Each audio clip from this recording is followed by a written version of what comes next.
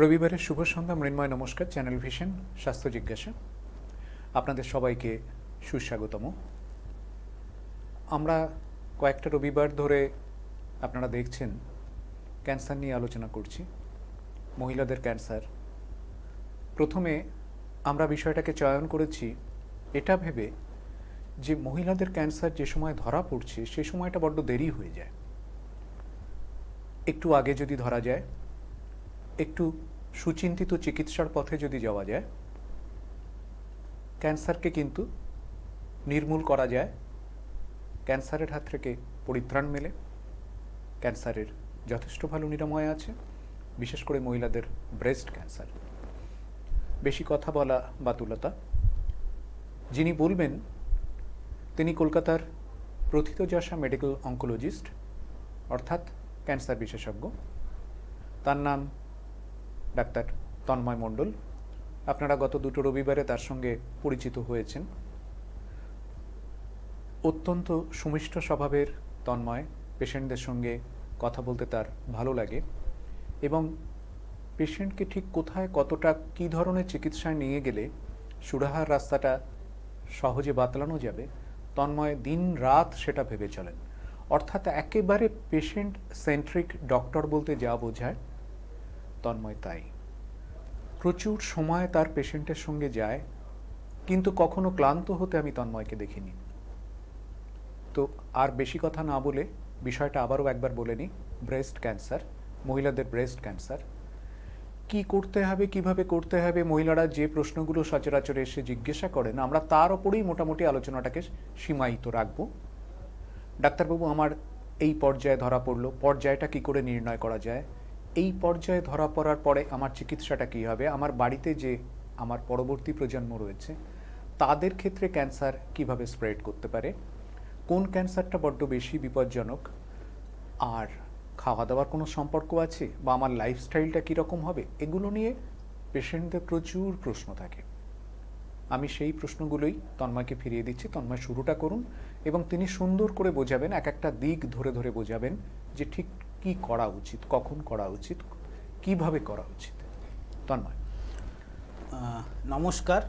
তো আজকে আমরা গত দুটো রোববার আমরা দেখলাম ব্রেস্ট ক্যান্সার নিয়ে আলোচনা কিছু করেছি, এবং আজকেও আমরা ব্রেস্ট ক্যান্সার নিয়েই আলোচনা করব, কেন কি ব্রেস্ট ক্যান্সারটা খুবই একটা বড় টপিক এবং মোস্ট কমন ক্যান্সার, যেহেতু আমি বলেইছি আগে। সেই জন্যই দেখা যায় যে মোটামুটি ইউএসএ বা আমেরিকাতে প্রত্যেক 8 জন মহিলার মধ্যে একজনের ব্রেস্ট ক্যান্সার হয়, এবং ইন্ডিয়াতে দেখা যাচ্ছে সেটা প্রত্যেক 22 জনের মধ্যে একজনের ব্রেস্ট ক্যান্সার হওয়ার সম্ভাবনা বেশি বা সম্ভাবনা আছে। এবারে যদি এইটা আমাদের ইন্ডিয়া স্ট্যাটিস্টিক্স ধরলাম, এবারে যদি কলকাতা স্ট্যাটিস্টিক্স বা বেঙ্গলের স্ট্যাটিস্টিক্স যদি দেখি, প্রত্যেক বছর around 25,000 new cases of breast cancer ডায়াগনোজড হয়। এটা বিভিন্ন ডেটার থেকে পাওয়া গেছে যে পশ্চিমবঙ্গ বা ওয়েস্ট বেঙ্গলেতে ফিমেলদের মধ্যে অ্যারাউন্ড 25,000 নিউ কেসেস আর ডায়াগনোজ। তো এর থেকেই বোঝা যাচ্ছে যে ব্রেস্ট ক্যান্সারটা কতটা কমন, এবং এটা মোস্ট কমন ইন ফিমেলস, যেটা দেখা যায় ওয়েস্টেতে বা ইয়েতে যখন আমরা দেখি 70 to 80% of the patients are ER positive, মানে ইস্ট্রোজেন রিসেপ্টর পজিটিভ। যেটা হয় যে ব্রেস্ট ক্যান্সারেতে যখন হবে তখন আমরা 3টে রিসেপ্টর দেখি, ইস্ট্রোজেন রিসেপ্টর, প্রোজেস্টেরন এবং হার্টোনিউ। সব থেকে ভালো ধরনের যেটা সেটা হচ্ছে ইস্ট্রোজেন রিসেপ্টর এবং প্রোজেস্টেরন রিসেপ্টর পজিটিভ, যেটাকে বলা হয় হরমোন পজিটিভ, এবং তার সাথে হার্টোনিউ শুড বি নেগেটিভ।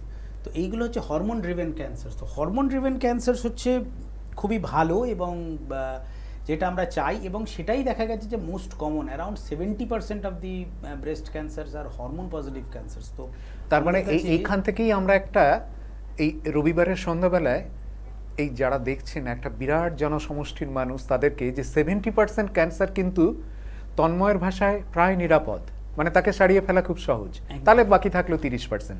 আমরা তাহলে মেজরিটির কথাই আগে শুনি। একদম, আমরা আজকে মেজরিটিটা নিয়েই আলোচনা করব, যেটা আমাদের কাছে সব থেকে বেশি আসে, যে হরমোন পজিটিভ ব্রেস্ট ক্যান্সারস। মানে আমি আপনাকে জাস্ট উদাহরণ দিচ্ছি, এই লাস্ট উইকের থেকেও বলা ভুল হবে, গতকাল আমি একজনকে দেখলাম, ইনি প্রায় 8 বছর ব্রেস্ট ক্যান্সার, এই হরমোন পজিটিভ ব্রেস্ট ক্যান্সার 8 বছর আগে ওনার 2016 সালেতে অপারেশন হয়েছিল, তারপরে কেমোথেরাপি রেডিওথেরাপি শেষ করে উনি হরমোনাল ট্যাবলেট খাচ্ছিলেন। এখন অবধিও খাচ্ছিলেন, এবারে কিছুদিন আগে ওনার বন্ধ হয়ে গেছে 7 years of hormonal tablet complete করার পর খুবই ভালো আছেন। কিন্তু ওনার আজকে বয়স অ্যারাউন্ড 61 ইয়ার্স 62 ইয়ার্স, উনি 8 বছর ধরে মানে 53-54 ইয়ার্স অফ এজেতে ওনার ডায়াগনোসিস হয়েছিল, খুব ভালো। এবং আপনি দেখে বুঝতেও পারবেন না যে ওনার ক্যান্সার আছে। ইনফ্যাক্ট উনি আরেকজনকে নিয়ে এসেছিলেন, আমি ওনাকে দেখেই বললাম যে আপনি এসছেন, আমি তো জানি না। উনি বললেন যে আমি আরেকজনকে নিয়ে এসেছিলাম, এবারে আমাকেই একটু চেক আপ করার জন্য এসেছি। কিন্তু ওনার চেক আপ করে দেখা গেল যে কিছু নেই, তো জাস্ট একটা রুটিন চেক আপের জন্য বছরে একবার করে আসেন। তো সেই হচ্ছে হরমোন পজিটিভ ব্রেস্ট ক্যান্সার, খুবই ভালো, অনেক দিন ভালো থাকে। এটা তো গেল না কিউরেটিভ সেটিং, যেখানে উনি স্টেজ 3-তে ডায়াগনোসড হয়েছিলেন এবং সেরে গেছেন, সেটা ভালো। আর একজনেরও উদাহরণ দিই, যিনি 2016 সালেতে ডায়াগনোসড হয়েছিলেন এবং তিনি এখনও অবধি বেঁচে আছেন, ভালো আছেন, এবং ওনার প্রায় 8 বছর হয়ে গেল। ওনার কিন্তু প্রথমেই স্টেজ 4 ধরা পড়েছিল, যদিও ওনারটাও হরমোন পজিটিভ ব্রেস্ট ক্যান্সার।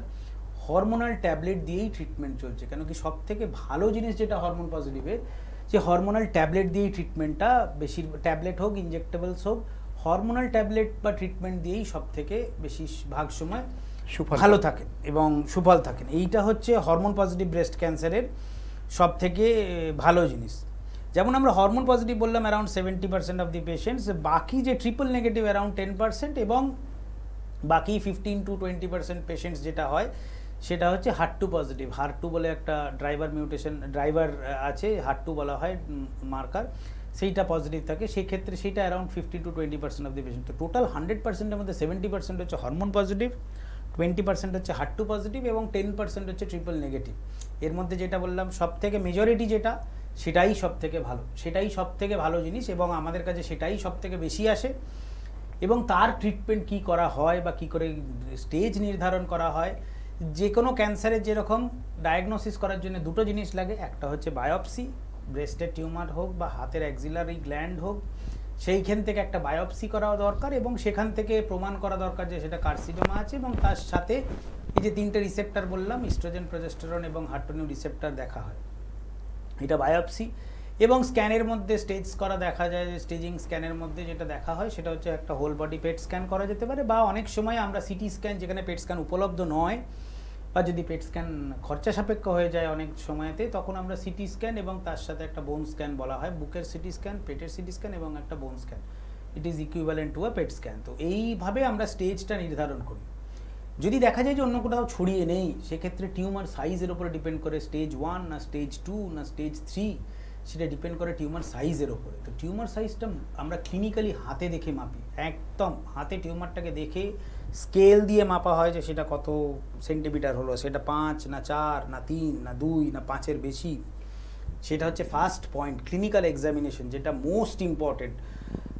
চোখে দেখা, হাতে দেখা, হাত দিয়ে পেশেন্টকে দেখা, দ্যাট ইজ ভেরি ইম্পর্টেন্ট। সেটা অনেক সময় আজকালকার দিনে সেটা ইটস বিকামিং ইনভেস্টিগেশন ড্রিভেন, যে পেট স্ক্যানে বলে দিয়েছে টিউমার সাইজ 3 সেন্টিমিটার, সেটা কিন্তু টিউমার সাইজ বলা হয় না। Tumour size is determine clinically, হাত দিয়ে দেখা হয় যে টিউমারের সাইজ কত, সেটা 3 না 4 না 5 না 6।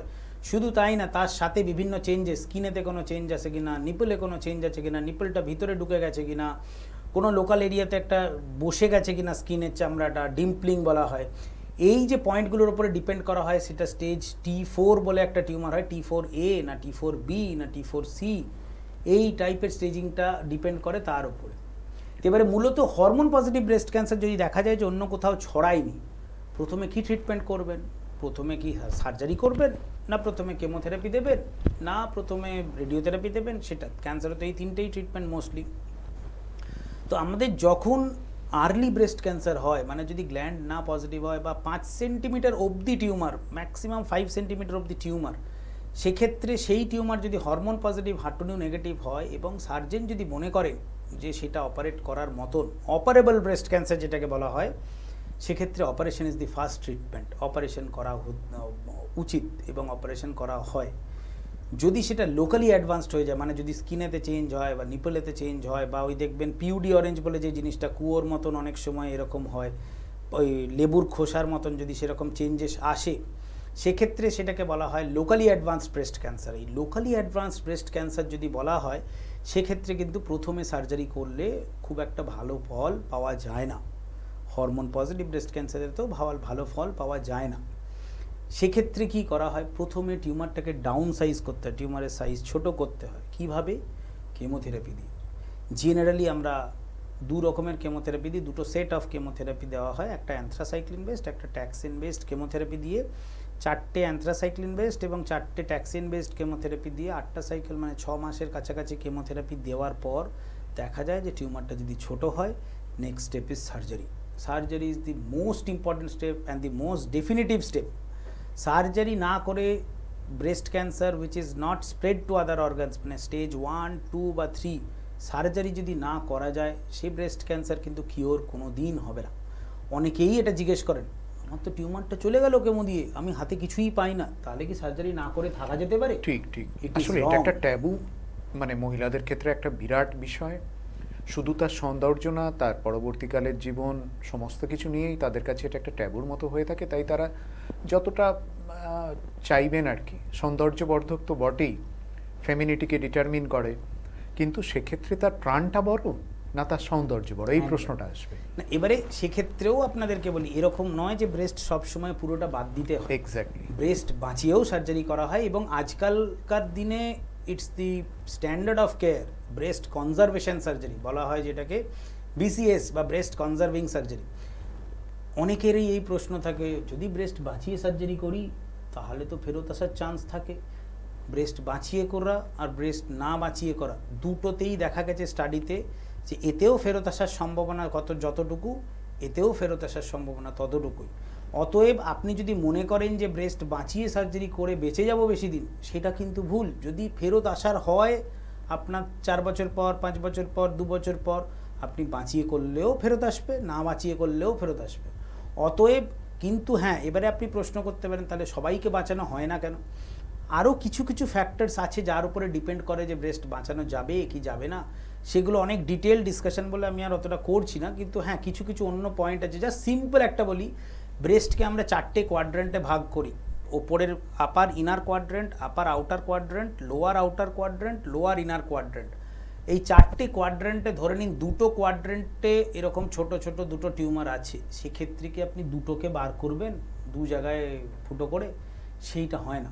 সেক্ষেত্রে পুরোটা বাদ দেওয়া ইজ বেশি Wise. মানে যেটাকে বলা হয় মাল্টিফোকাল টিউমার, যে 2-3টে জায়গাতে টিউমার যদি আসে সেক্ষেত্রে পুরো ব্রেস্ট বাদ দেওয়াটা দরকার। সেক্ষেত্রে এমনিও আমরা ব্রেস্টটাকে বাঁচিয়ে সার্জারি করতে পারবো না।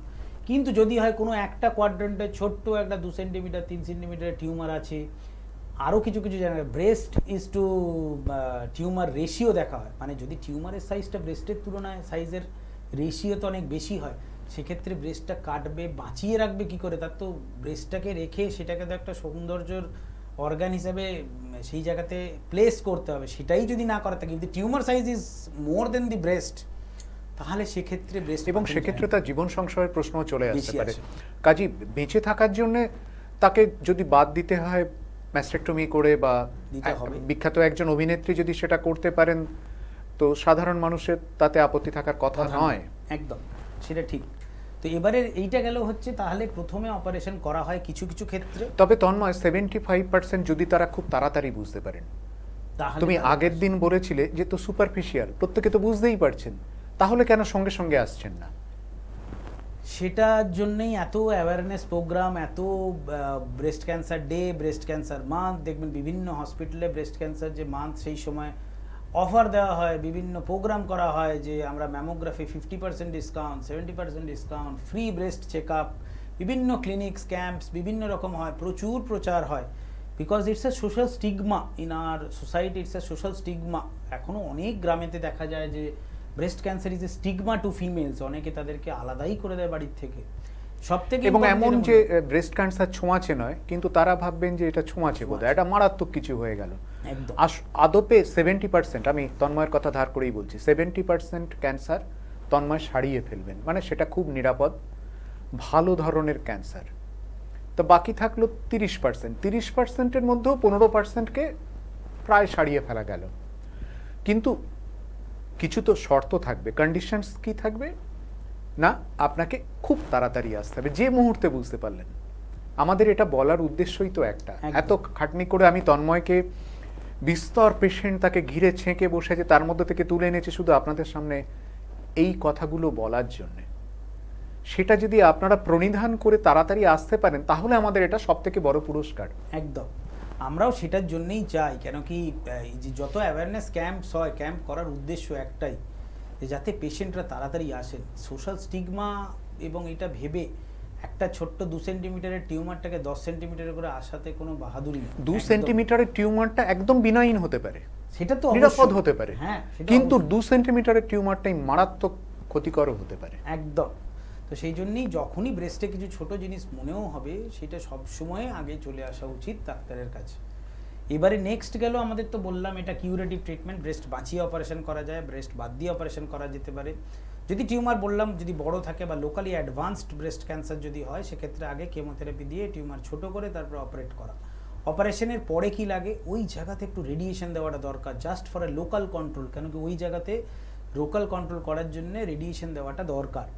এবং তারপরে কি দরকার, তারপরে যেটা দরকার, যেহেতু এটা হরমোন পজিটিভ টিউমার, আজকে আমরা যেহেতু হরমোন পজিটিভ নিয়ে আলোচনা করছি, হরমোন থেরাপি দেওয়া দরকার। হরমোন থেরাপি কী রকমের ওষুধ হয়, আমরা 2 ধরনের হরমোন থেরাপি দিই। একটা হচ্ছে ব্রেস্টের যে পেশেন্ট, যিনি পেশেন্ট, ওনার মেনোপজাল স্টেটাসটা কি, যে উনি এখনও ওনার মাসিক হচ্ছে না ওনার মাসিক বন্ধ হয়ে গেছে, মানে either the lady is a post menopausal lady, যে মাসিক বন্ধ হয়ে গেছে, whether the period is continuing or not, or the period has stopped, সেটাকে প্রি মেনোপজাল বলা হয়।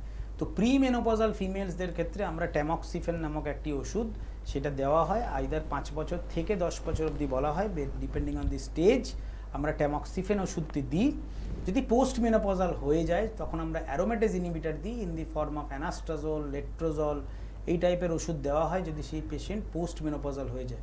ডিউরেশন অ্যারাউন্ড 5 to 10 ইয়ার্স, 5 বছর থেকে 10 বছর খাওয়ার দরকার হতে পারে। আজকালকার দিনে নতুন যে আবিষ্কারগুলো যেটা হয়েছে, সেক্ষেত্রে একটি ওষুধ ইউজ করা হয় যেটাকে বলা হয় CDK4/6 ইনহিবিটর। CDK4/6 মানে আমাদের সেল সাইকেলটা আপনারা চিন্তা করতে পারবেন, দেখবেন সেই ক্লাস 6, 7 বা 8-এতে আমরা পড়েছি mitosis, G1 phase, G2 phase, synthesis phase, S phase, M phase. এই যে G1, S, G2, M, এই 4টে হচ্ছে ফেজ ওয়াইজ ইয়ে আছে। এবার এই G1 থেকে S ফেজ, যেখানে S ফেজে সিনথেসিস হয়, ডিএনএ সিনথেসিস হয়, ওই G1 থেকে S ফেজেতে যে এনজাইম সাহায্য করে একটা টিউমার সেলকে G1 ফেজ থেকে S ফেজে আসতে, সেই এনজাইমটার নামই হচ্ছে সাইক্লিন ডিপেন্ডেন্ট কাইনেজ 4/6। সেই সিডিকের পুরো নাম হচ্ছে সাইক্লিন ডিপেন্ডেন্ট কাইনেজ, সেই এনজাইমটার নাম 4/6। ওই সিডিকে এনজাইমটা তাকে হেল্প করে G1 থেকে S ফেজে আসার জন্য। তাহলে আমরা যদি কোনো ওষুধ তৈরি করতে পারি যে এই সিডিকে এনজাইমটাকেই ইনহিবিট করবে, সেক্ষেত্রে ওই সেলটা ওখান থেকে G1 থেকে S ফেজে আসতে পারবে না। সেই জন্যই ওই ওষুধগুলোকে বলা হয় CDK4/6 ইনহিবিটার্স। এরকম 3টে ওষুধ এখন আছে, প্যালবোসিক্লিব, রাইবোসিক্লিব এবং অ্যাবেমাসিক্লিব। বিভিন্ন স্টাডিতে যত দিন যাচ্ছে দেখা যাচ্ছে যে যেই পেশেন্টদেরকে আমরা কিওর করেছি স্টেজ 3 ব্রেস্ট ক্যান্সার বা স্টেজ 2 এর কিছুটা হাই রিস্ক ফিচার্স আছে, সেরকম যদি ব্রেস্ট ক্যান্সার হয়, এবং দেখা যাচ্ছে তাদেরকে যেমন এতদিন ধরে প্রমাণ ছিল যে হরমোন থেরাপি 5 বছর দেওয়া যায়, প্রথমে প্রমাণ হলো, তারপরে দেখা গেল সেটা 7 বছর দেওয়া যেতে পারে, তাতে বেনিফিট আছে, তারপরে দেখা যাচ্ছে সেটা 10 বছর দেওয়া যায়, সেটাও বেনিফিট আছে। এখন বলছে যে সেই CDK4/6 সেই হরমোন থেরাপির সাথে যদি আমরা CDK4/6 ইনহিবিটর অ্যাড করি, একটা ইনহিবিটর আছে যেটা 2 বছর অবধি অ্যাড করলে দেখা যায় যে তাতে বেনিফিট আছে, আবার আরেকটি ইনহিবিটর আছে, ওই ড্রাগ আছে রাইবোসিক্লিব বলে, সেটা 3 বছর অ্যাড করলেও দেখা যাচ্ছে বেনিফিট আছে। এটা খুব রিসেন্ট স্টাডিতে প্রমাণ এসছে যে ওই অ্যাবেমাসিক্লিব বা রাইবোসিক্লিব একটা 2 বছর বা একটা 3 বছর, যে কোনো একটি ড্রাগ যদি আমরা হরমোন ট্যাবলেটের সাথে সেটাকে ইউজ করি, দেখা যাচ্ছে রিল্যাপস রেটস আরও কমানো যায়। রিল্যাপস রেট মানে রোগ ফেরত আসার সম্ভাবনা at the end of 5 years বা 10 ইয়ার্স আরও ডিক্রিজ করা যায়। এবং দিস ইজ স্ট্যাটিস্টিক্যালি সিগনিফিক্যান্ট, স্টাডিতে প্রমাণ আছে যে সেটা স্ট্যাটিস্টিক্যালি সিগনিফিক্যান্ট। স্ট্যাটিস্টিক্যাল সিগনিফিক্যান্ট মানে হচ্ছে যে তাতে বেনিফিট আছে এবং অ্যাবসলিউট বেনিফিট আছে। অ্যাবসলিউট বেনিফিট না থাকলে স্ট্যাটিস্টিক্যাল সিগনিফিক্যান্স হবে না, তো সেই জন্যেই সেটা বেশি ইম্পর্টেন্ট। তো এই CDK4/6 ইনহিবিটার্স আমি যখন এই শিক্ষা শুরু করি তখন এটা আবিষ্কার জাস্ট আসছে বাজারে।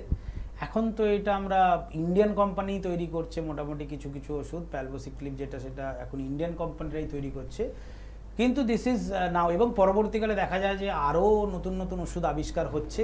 তো it's good that at least the most common type of breast cancer যেটা সেটাই এক্স্যাক্টলি, আসলে ক্যান্সার সেল তাকে তো মারতে পারি না আমরা, না, তার যে মেকানিজমটা সেটাই ভারী অদ্ভুত। মানে সে বদমাইশি করে এমআরএনএ কে খুঁচিয়ে মেসেঞ্জার আরএনএ কে দিয়ে পাশের কোষটাকেও খারাপ হওয়ার জন্য প্রলুব্ধ করে। ঠিক মানে কুসঙ্গে পড়লে মানুষের যা হয় এই ক্যান্সার কোষগুলোর ক্ষেত্রে তাই হয়। তন্ময় যে সিডিকে4 এর কথা বললেন, সারা পৃথিবীতে এটা প্রায় আলোড়ন তৈরি করেছে। মানে এত ভালো ফল পাওয়া যাচ্ছে এটাতে। এবং এটা কিন্তু সত্য, মানে আমরা এখন যে পেশেন্টদেরকে ইউজ করি যে সেই পেশেন্টরা কিন্তু সত্যি অনেক দিন ভালো থাকে। তো আমি যেটা বললাম এটা কিউরেটিভ ব্রেস্ট ক্যান্সারের ক্ষেত্রে যেটা ইউজ করা হয়। এবং যদি আমরা নেক্সট বলি যে স্টেজ 4 ব্রেস্ট ক্যান্সার, যে একটা হরমোন পজিটিভ ব্রেস্ট ক্যান্সার, সেটা স্টেজ 4-এ ধরা পড়লো বা স্টেজ 3 ছিল, সেখান থেকে পরবর্তীকালে ফেরত এলো, স্টেজ 4 হলো। তো হরমোন পজিটিভ ব্রেস্ট ক্যান্সার কীভাবে প্রেজেন্ট করে, একটা স্টেজ 4 হরমোন পজিটিভ ব্রেস্ট ক্যান্সারেতে কীভাবে প্রেজেন্ট করে, জেনারেলি আপনাকে যে বাকি দুটো লেস কমন টাইপ বললাম, যেটা হার্টোনিও পজিটিভ বা যেটা ট্রিপল নেগেটিভ ব্রেস্ট ক্যান্সার যেখানে বলা হয়, সেগুলো একটু খারাপ, সেগুলো একটু বেশি অ্যাগ্রেসিভ। সেক্ষেত্রে হরমোন পজিটিভ একটু স্লো, খুব স্লো অ্যান্ড স্টেডি, ধীর স্থিরভাবে এগোয়। এক্ষেত্রে দেখা যায় হরমোন পজিটিভেতে বেশি বোন মেটাস্টেসিস হয়, বোনসে খুব বেশি ছড়ায়। উল্টো দিকে যদি আপনি বলেন ট্রিপল নেগেটিভ বা হার্টো পজিটিভ, তারা ব্রেনে বেশি ছড়ায়, লাংসে বেশি ছড়ায়, লিভারে বেশি ছড়ায়। এখানে কিন্তু বোনস এবং গ্ল্যান্ডসে বেশি ছড়ায়। তাই জন্যে এইগুলোকে বলা হয় ভিসেরা, মানে lung is a viscera, liver is a viscera এবং ব্রেন ইজ এ ভিসেরা। এর আগের দিন তুমি বলেছিলে অ্যাঞ্জিওজেনেসিস। হ্যাঁ ঠিক। তো এই ভিসেরাল ডিজিজ যদি বেশি থাকে, সেক্ষেত্রে আমরা ট্রিপল নেগেটিভ বা হার্টো পজিটিভ ব্রেস্ট ক্যান্সার হওয়ার চান্স বেশি থাকে। দে আর মোর aggressive, whereas this hormone positive breast cancer is a very indolent variety, খুব স্লো। এবং এটাই 70% ক্ষেত্রে এটাই মোস্ট কমন, সব থেকে ভালো হচ্ছে এটাই। মানে আমরা রবিবারের এই সন্ধ্যেবেলা এর থেকে ভালো খবর আর কি শুনতে পারি, যে 70% ক্ষেত্রে ম্যাক্সিমাম, মানে আমরা বলি 70% মানে স্ট্যাটিস্টিক্যালি সিগনিফিকেন্ট তোমার ভাষায়, যথেষ্ট। তার মানে বেশিরভাগ মানুষেরই এই হরমোন পজিটিভ। ভয় করার থেকে আমার মনে হয় we need to face this, you can't fear this, we need to face this. Recently আপনি দেখেছেন যে আমাদের এই আমাদের আর 2 মিনিট সময় আছে তন্ময়। হ্যাঁ, তো আমাদের জাস্ট একটা মেসেজ দিতে চাই, যেটা এই কিছুদিন আগেই আমরা বাজেট অধিবেশন তো হয়েছে এবং বাজেট পেশ হয়েছে, এবং সেখানে বলছে যে ক্যান্সারের কিছু ওষুধ, তার উপরে কিছু এক্সাইজ ডিউটি বা বিভিন্ন রকমের কিছু ছাড় এসছে। সেই যে ওষুধটা, তার মধ্যেও একটি ওষুধ ট্রাস্টুজিম্যাব ডেরুক্সটিক্যান যেটাকে বলা হয়, সেই ওষুধটাতে কিছুটা ছাড় এসছে এবং সেটা কিন্তু ইউজ করা হয় for her two neu positive breast cancer. 100 mg trastuzumab ডেরুক্সটিক্যানের দাম is in the range of 1.87 lakhs। সেইখানে যদি এই ছাড়টা হয়, আরও কিছুটা স্বস্তি পাবে মানুষ, স্বস্তি পাবে মানুষ, শুধু না সবাই স্বস্তি পাবে। যারা পকেট থেকে কিনছে তারাও পাবে, যারা মেডিক্লেমে কিনছে তারাও কিছুটা তাদের মেডিক্লেমের, কারণ বেশিরভাগ না একটু নিম্ন মধ্যবিত্ত, তারা করে কি কিছুদিন চালানোর পরে আর পারে না।